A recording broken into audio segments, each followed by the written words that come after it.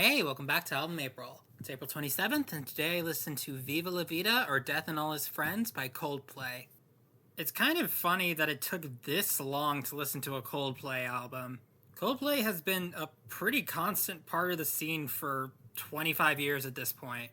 I would describe Coldplay as sort of a jack-of-all-trades, master-of-none kind of band. I do enjoy most of the Coldplay songs I've ever heard. I've never, hated Coldplay, but just they've never had that something extra that a band like Snow Patrol or Muse has. They do make very pretty music, though. I will absolutely give them that. I'd say when it comes to, what you're looking for with indie rock or alt rock, they're rarely the best option, but they're usually a good one. I looked up which Coldplay album is considered to be the best, and the general consensus seems to be their second album, A Rush of Blood to the Head. That is the one with Clocks, that is the scientist on it. I have listened to that album before, though, so I feel like the first album from a band that I listened to for Album April should be one that I haven't heard before. A Rush of Blood to the Head is generally agreed to be their best album, but coming in a pretty close second would be Viva La Vida or Death and All His Friends from 2008. It also produced the only song they ever made that got to number one in America, Viva La Vida. Well, until My Universe, but I don't think it's that controversial to say that was probably mostly due to BTS also being on that song. I listened to the album today, and as is with most of the Coldplay stuff I've listened to, I thought it was good. I didn't think it was great, but I thought it was good.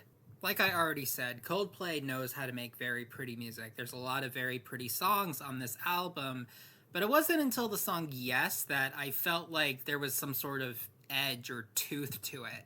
Yes was one of my favorite songs on the album, actually. It was one of the few songs that felt like it actually made you want to sit up and listen. It sort of demanded attention in a way not a lot of the other songs did. Obviously, the most notable song on Viva La Vida, or Death and All His Friends, is half of the title track, Viva La Vida. I feel like this should be right up my alley. It's like symphonic rock, but I never loved this song. As odd as it might sound, it almost feels a little too basic. I think the composition is really repetitive, and lyrically, the entire song can be summed up with the first line, I used to rule the world. I don't know if that's a controversial take. It doesn't really seem to be a popular opinion to love anything Coldplay, so I don't know how many defenders that song has. I just thought it was decent, I guess. If we're talking about songs that I will vouch for from this album, definitely my favorite was Strawberry Swing. This is Coldplay excelling at Coldplay. It is this very relaxing, very pretty song that just put a smile on my face when I listened to it. Musically, it's like this snapshot of this nostalgic summer day when you're with the people you love and just everything feels right in the world. It's not my favorite Coldplay song. My favorite Coldplay song is Fix You, but this is really good. Overall, where there wasn't anything particularly striking about Viva La Vida to me, I thought it was still a good album. I know I've been taking a couple shots here and there at the way that Coldplay is perceived, but I do genuinely think that a lot of the hate they get is a bit overblown.